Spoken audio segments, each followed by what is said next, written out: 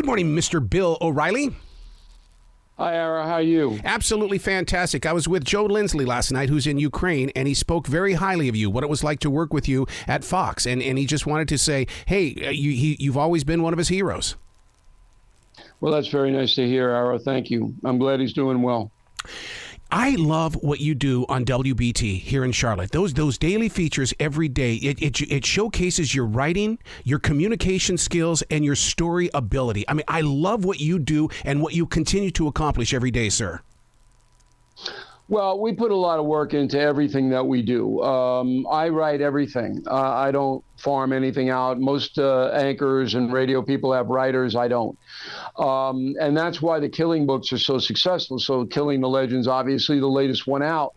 It's all comes through me, the research, and then I mold it into a story, so that you know what you're getting. And I really take pride in trying, no matter what it is, to make the listener or the viewer or the reader learn something, number one, but be entertained, number two. That's the formula.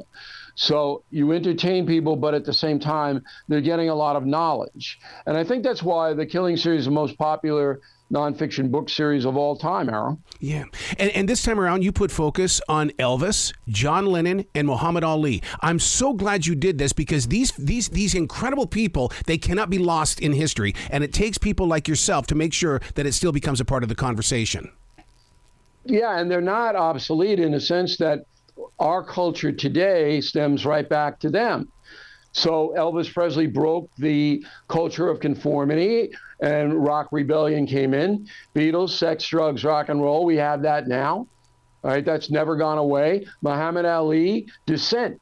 Yeah. Refused to be inducted into the armed forces, blew up dissent in the 60s and 70s, and obviously we have dissent in this country today. So these three are titans, and the fascinating part of it is they were all betrayed, and they were all crushed by their fame. Mm-hmm. And that's why I put them all together in this book, because there's so many similarities. Was it unique in the way that it's three completely different personalities? Because as a writer, what did you go through emotionally? Because you've been there, Bill. You saw all of this take place, and now you're putting it in words. Well, I felt sorry for Elvis Presley. It was his fault, yes. He had to see that he was destroying himself with the drugs and the bad diet and lifestyle, but he didn't have anybody to turn to. Right. Lennon, not so much. Lennon got involved with heroin and narcotics, and he had to know better than that. That destroyed the Beatles. Ali, very hard to ascertain why he gave up his whole life to the Nation of Islam. Very hard to ascertain that, because they exploited him. They kept him in the ring when he shouldn't have been in the ring. That led to the brain damage. But of all of them, I felt most sorry for Elvis. Mm-hmm. Mm-hmm.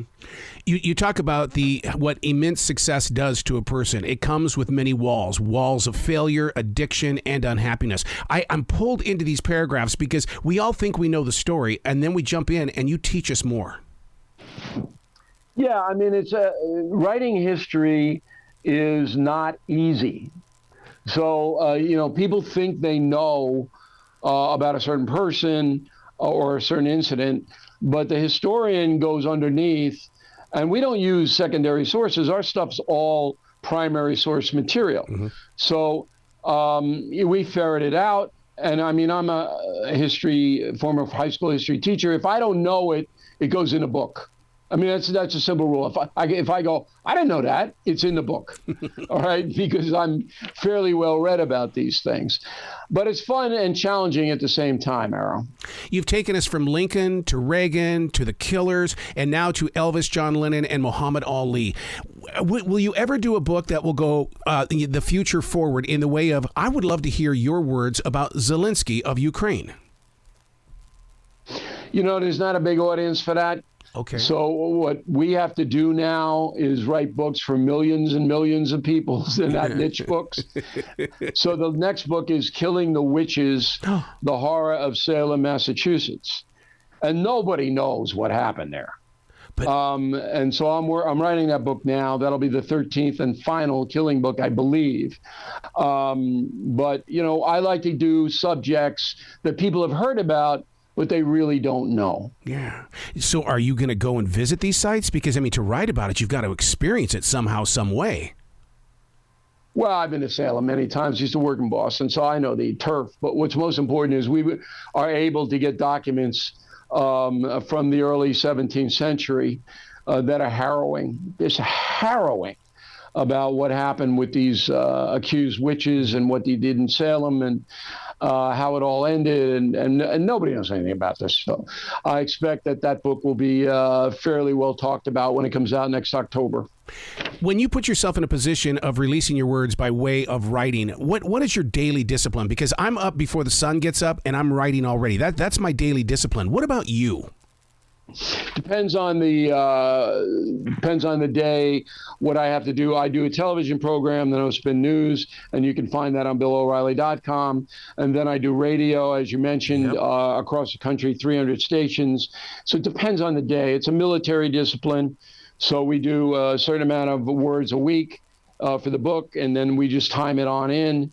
But at this point, we're doing a lot of stuff, and I want to keep the quality high. Yep. So it has to be done in a very methodical way, and we're able to do it. So have you ever run into any... I had an operations manager tell me one time, he says, I don't want your passion. I just want you to do your job. Bill, you've always had passion, and I've been inspired by that. Have you ever been challenged by people that say, don't put your passion in it? No. I mean, look, my career, 50 years in journalism, I've succeeded pretty much everywhere I've been. And not to say that some of the managers didn't like me. Some of them didn't, because I'm a kind of swaggering kind of guy. Come on in, and I do what I do. But once you start making money for people, then they kind of recede from that.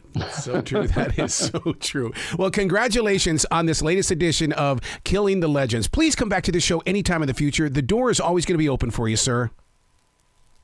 I appreciate that, Arrow. Have a nice Christmas, and I hope we can talk again soon.